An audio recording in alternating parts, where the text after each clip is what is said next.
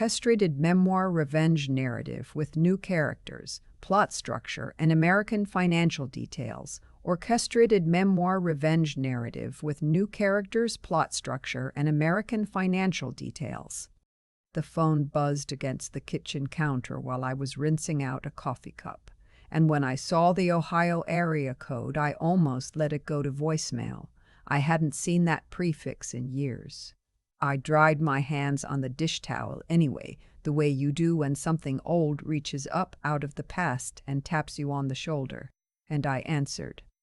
Estelle. That was the first word, not Mom, not even a hello. My own daughter, saying my given name like it was a stranger's.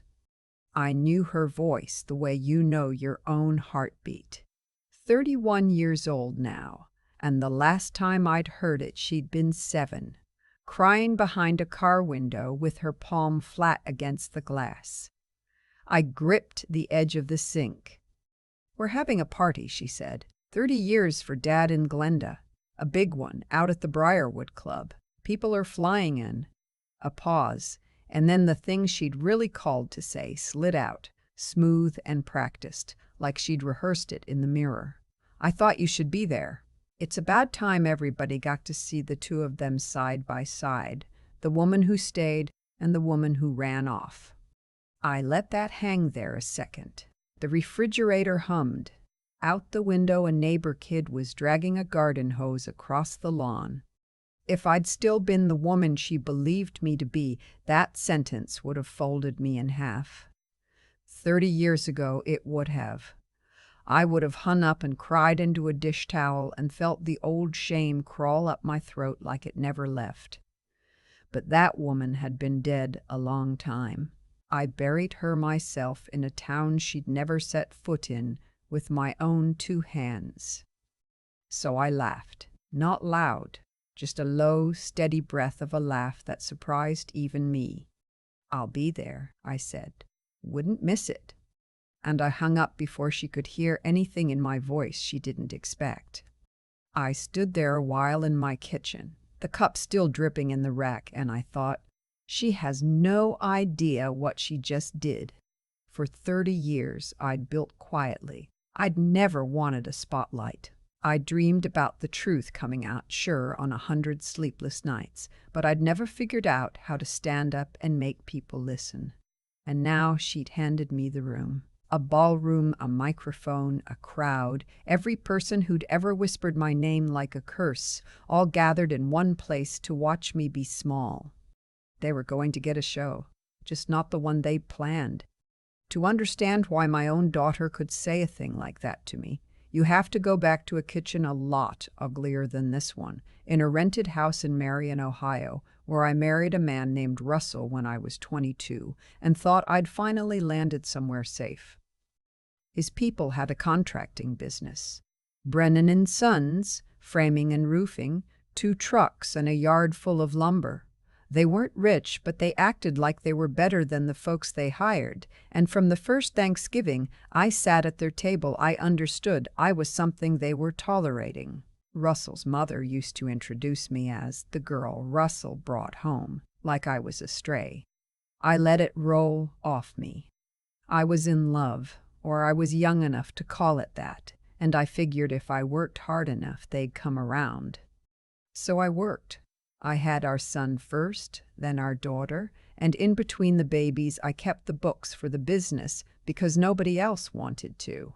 I learned invoices and payroll and the difference between a lien and a draw, all of it at the kitchen table after the kids went down, a calculator and a yellow pad and a pot of coffee. I signed where Russell told me to sign. He was my husband. I trusted him the way you trust a floor under your feet. What I didn't know for years was that the floor had been rotting the whole time. There was a woman who worked the front office, Glenda. She did the phones and the filing, and she had a laugh that filled the whole trailer, and Russell hired her when our daughter was still in diapers. I didn't think anything of it. I had 2 kids and a business to keep straight, and I was grateful somebody was answering the phone. I'd bring her a coffee when I came in. I'd ask about her mother's hip. That's the part that still sits in my chest like a stone. Even now, I was kind to her.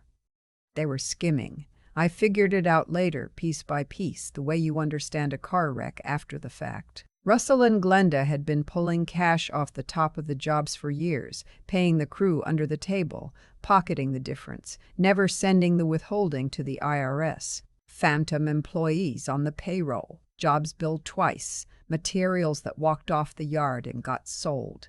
And every one of those documents had my signature on the bottom, because I was the bookkeeper, because I signed where my husband told me to sign. When it all came down, it came down fast. The IRS doesn't knock politely. There were back taxes that had ballooned into a number I couldn't read out loud without my voice shaking. There were subcontractors who hadn't been paid and wanted blood. And Russell, my husband, the man whose children I'd raised, sat across from a lawyer and told them it was me, that his wife handled the money, that he trusted me and I'd betrayed that trust, that he'd had no idea. I want to tell you I fought like a wildcat. The truth is I froze. I sat in a lawyer's office I couldn't afford and listened to a man explain that fighting it would mean years of court, every dime we had going to attorneys, the kids' faces in the local paper, their daddy's business dragged through the mud right alongside my name. And Russell's lawyer offered a deal. I'd take a civil judgment, accept responsibility for the books, and they'd keep it quiet. No trial. No headlines for the kids to grow up under. I was so afraid for my children that I signed away my own innocence to protect them. I thought I was protecting them. That's the joke of it. That signature was the rope he hanged me with. Because the minute the ink was dry, that judgment became his whole story. In the divorce, he stood up in front of a judge and called me a thief and a liar and worse. He said I was unstable, that I'd nearly bankrupted the family, that the kids weren't safe with a woman who'd done what I'd done. And there it was, on paper, in my own hand, a document that said I'd taken the money. What was I going to say? That I'd signed it to spare them? Who believes that? I lost custody on a Tuesday in October. I remember the leaves were down and the courthouse steps were slick with them. I remember walking out and not being able to feel my own hands. They let me say goodbye. That's the part I've never been able to set down. They let me come to the house and pack a bag, and my little girl, 7 years old, followed me from room to room, not understanding, asking when I was coming back. And when I finally got in the car I'd borrowed and pulled out of that driveway, she ran down off the porch and pressed her hand flat against the window glass, and her mouth made the shape of Mommy. And I drove away because the lawyer had told me that if I caused a scene, it would prove everything Russell said about me. I pulled over 2 miles down the road and was sick in a ditch. Here is what I want you to understand, because it's the thing that took me 30 years to be able to say out loud. I did not leave my children. I was taken from them. There is an ocean of difference between those two things, and Russell spent the next 3 decades making sure my kids only ever saw the lie. I left Ohio because there was nothing left of me there but shame. I took a Greyhound to Cincinnati with $200 and a suitcase, and I checked into a women's shelter on the street where the street lights were mostly broken, and I lay on a cot that first night and listened to a stranger cry through the wall, and I thought, they left me for dead. Fine. Then I'll have to be the one to dig myself out. You don't claw your way up all at once. You do it so slowly you can't see it happening, which is the only reason you can stand it. I cleaned houses first. Rich women out in the suburbs who left passive-aggressive notes about the streaks on their windows and never once looked me in the eye. I scrubbed their toilets and folded their laundry and took the bus home at night with my knees aching, and on the way I'd read. I read everything. The shelter had a shelf of donated books, and the public library had a card that didn't cost anything and didn't care what your record said. I read about money. I read about taxes, the very thing that had destroyed me, because I decided that if the system was going to be a weapon, I wanted to learn to hold it myself. I took a night class in medical billing because the flyer said it paid $11 an hour and they didn't run a background check. I got a job in the back office of a clinic doing exactly that, sitting in a windowless room, coding insurance claims until my eyes burned. And for the first time in years, I had a paycheck with my own name on it that nobody could touch. I rented a one-bedroom on the second floor of a house where you could hear the family downstairs fighting through the floorboards. I bought a card table and one folding chair from a thrift store, and I ate my dinners at that table, and I told myself, this is mine. They can't take this. I missed my kids every single day. I cannot describe that to you in a way that would do it justice. I sent birthday cards, Christmas cards, letters, long ones, telling them I loved them, telling them I'd never wanted to go. I sent them for years. I found out a lot later that Russell took every one of them out of the mailbox before the children ever saw them, and kept a box of them unopened in the back of a closet. As proof, I guess, that I'd written, or as a trophy. I'd never decided which is worse. Here's where the climb really started. One Saturday, I went to a foreclosure auction at the county courthouse, not to buy anything, just to watch, because I'd read about how they worked and I wanted to see it with my own eyes. There was a little brick duplex on the edge of a rough neighborhood that nobody wanted. The roof was shot. The previous owner had walked away, and it went for almost nothing because everyone in that room could only see what was broken. I'd been saving for 4 years. Every spare dollar, no coffee, no cable, the same 3 sweaters all winter. I had just enough. My hand shook so bad when I raised it that I almost dropped my number card. I bought that duplex for the price of a used car. And then I did the thing I knew how to do better than anyone alive, which was work until my body gave out. I learned to patch a roof off YouTube and a paperback from the hardware store. I learned to lay tile and run a caulk gun and tell a foundation crack that mattered from one that didn't. I rented out one side and lived in the other while I fixed it, and the rent from one tenant covered the mortgage on both, and that, right there, was the moment the math turned. That was the brick that held up every brick after it. 1 duplex became 2. 2 became a 4-plex. I learned to read a property the way Russell's mother used to read me, sizing up exactly what it was worth and exactly what it was pretending to be. I set up an LLC so my name never had to sit naked on a document again. I bought the ugly houses on good streets and the good bones in bad neighborhoods, and I waited. Because the one thing prison of the mind teaches you is patience. By the time my hair went gray, I owned more than 90 units across 3 counties, and I'd started buying commercial, strip plazas, a medical building, land. I never put my picture on a billboard. I never bought a fancy car for the world to see, not for a long time.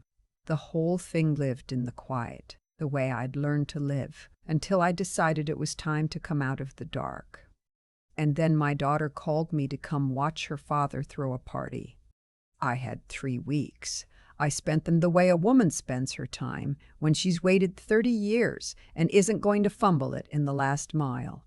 I called my attorney, a sharp young woman who'd handled my acquisitions for a decade, and I told her everything, the whole story, start to finish. She was quiet a long while on the phone. Then she said, "Estelle, do you still have anything from back then? Anything at all?" I did. I'd never thrown a scrap of it away. I had the original ledgers, the real ones, in my own hand that showed exactly where the money had gone and whose accounts it had gone into, and it had not gone into mine. I had the bank records I'd subpoenaed years later, quietly, just for myself, just to be able to look at the truth on paper and know I hadn't dreamed it.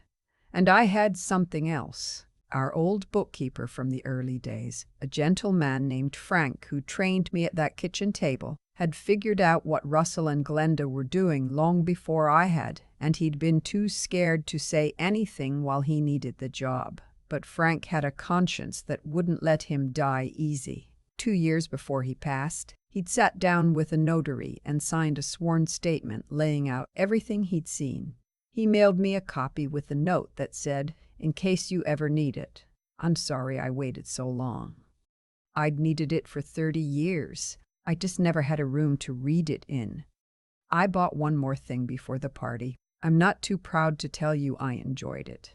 Through my attorney, through an LLC 3 layers deep so nobody could trace it, I'd been a silent partner in the company that held the lease on the Briarwood Club for the better part of 2 years. It's a small thing, business-wise, but it meant that on the night my daughter planned to humiliate me, I would be standing in a real and legal sense in my own house. The night of the party I had a car bring me, a black Bentley, because at my age I've earned the right to be theatrical exactly once.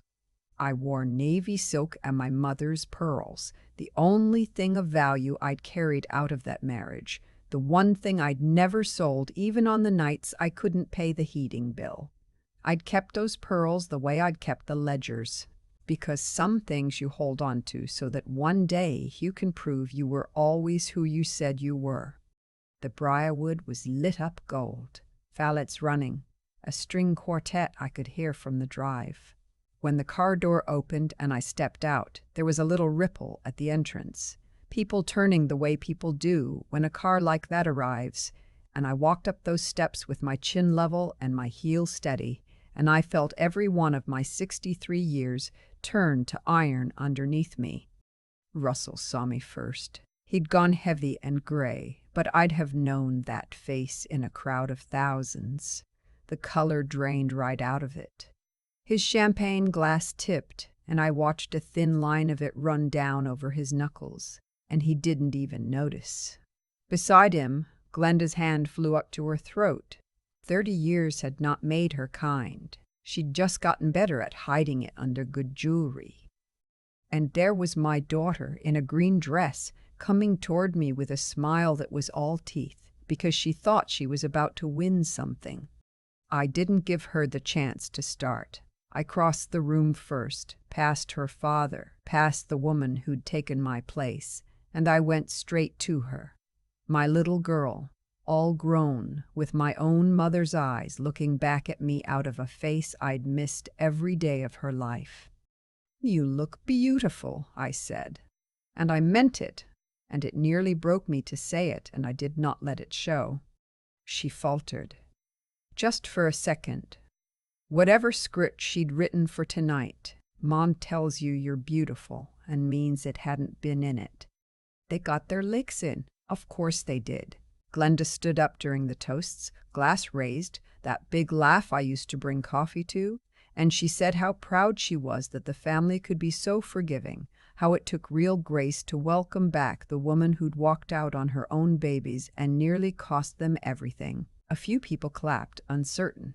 Some of them turned to look at me, waiting to see if I'd shrink down into my chair the way I was supposed to. I set down my napkin. I stood up. And the room got very quiet because a woman standing slowly in pearls has a way of making people stop talking. "I'd like to say something to my daughter," I said. "On a night like this, I think she's earned the truth. I think you all have." I didn't shout. I never raised my voice once the whole time. I told them about the kitchen table and the yellow pad. I told them about a husband who handed his wife papers to sign and called it trust. I told them how the money walked out the door for years, and exactly whose pockets it walked into, and it was not mine. It was never mine.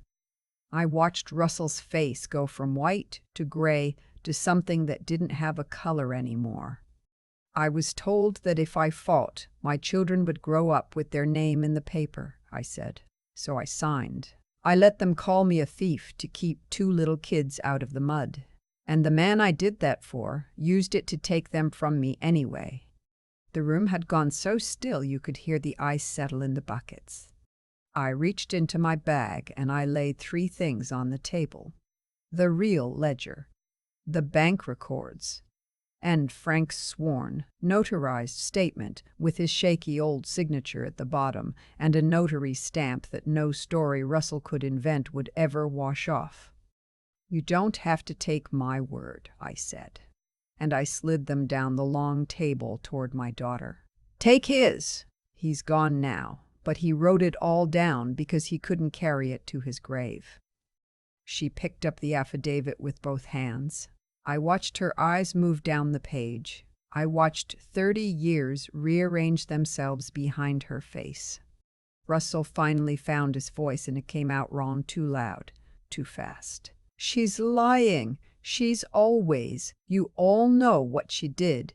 He was on his feet, knuckles white on the tablecloth.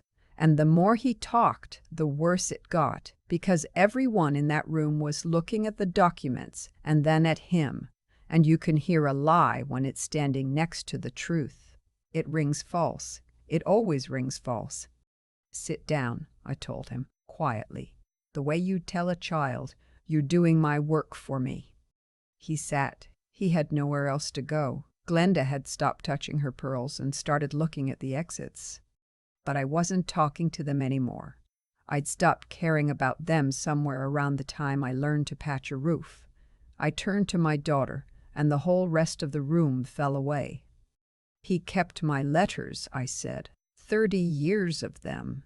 The birthday cards, the ones I sent every single year.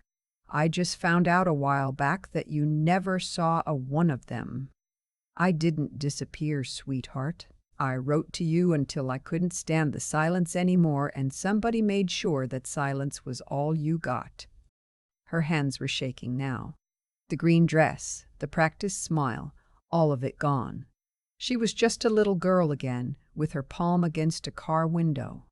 Except this time she was on the other side of the glass, finally able to see out. "Why didn't you come back?" she whispered. It wasn't an accusation. It was the question of a child who'd waited.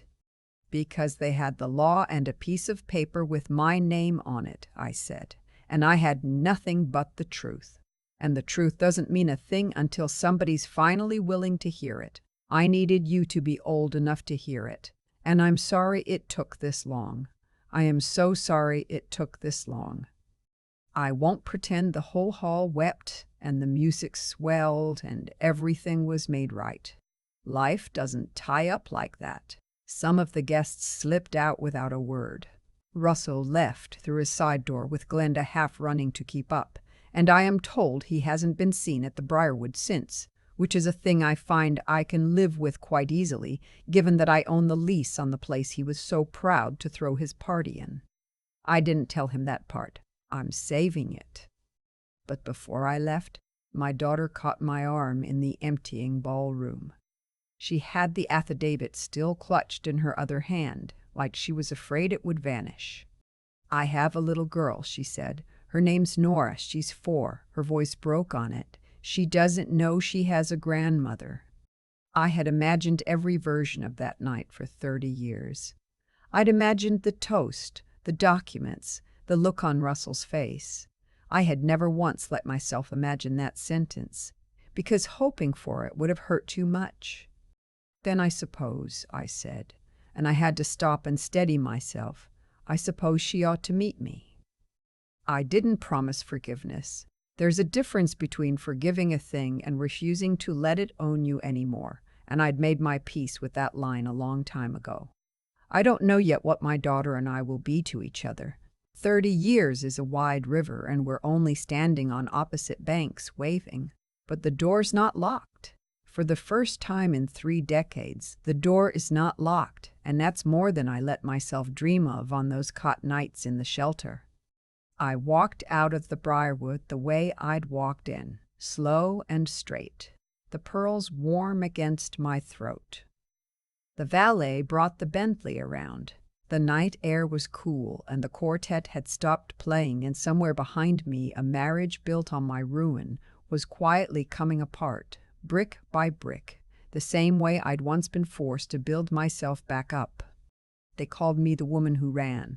For 30 years, that was the only name my children knew me by. But names are just stories people tell when they're afraid of the truth. And the truth had been sitting in a box of ledgers and a dead man's signed confession the whole time, waiting for somebody to be brave enough to read it out loud. I got in the car. I told the driver to take me home. And as the lights of that club shrank in the mirror, I realized I was not the woman who ran, and I was not the wretched thing they'd made of me, and I never had been. I was the one who came back. Sitting here now with my mother's pearls back in their box and the quiet of my own house around me, I keep coming back to one thing. Russell didn't fall apart that night because of the Bentley or the ledgers or the room full of people watching him. He fell apart because a lie can only hold its shape for so long before it cracks under its own weight, and his had been cracking for 30 years. Every cruel thing he set in motion came back around to find him at that table. That's not luck. That's just what happens when a man builds his whole life on a thing that isn't true. I think about the woman I was on that cot in the shelter, $200 to my name, certain the world had decided who I was. What saved me wasn't anger, though I had plenty of it. It was the decision to keep my hands clean when it would have been so much easier to lie the way they lied, to cut a corner, to take from someone the way Russell took from me. I never did. I scrubbed those floors honest, and I bought that first duplex honest, and I built every brick of it on ground nobody could ever pull out from under me.